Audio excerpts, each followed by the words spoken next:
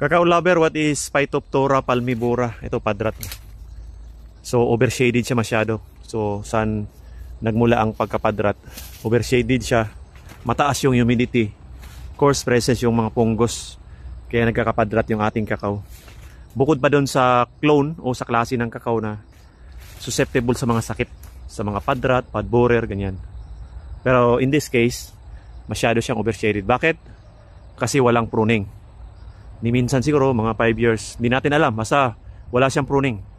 Kaya nagkaroon siya ng mga padrat o yung mga sakit. Namamatay yung mga cacao.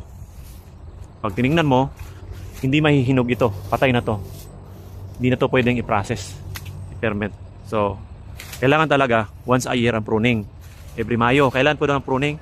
Sa Mayo o June. Ayan, mga pruning, mga rainy season.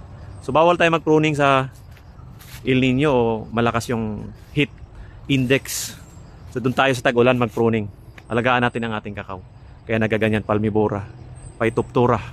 So, ang tawag niyan, Phytophthora palmivora, padrat. Yan, atake ng mga fungus. Wala kang makukuha dyan. Puro padrat yan. Alright.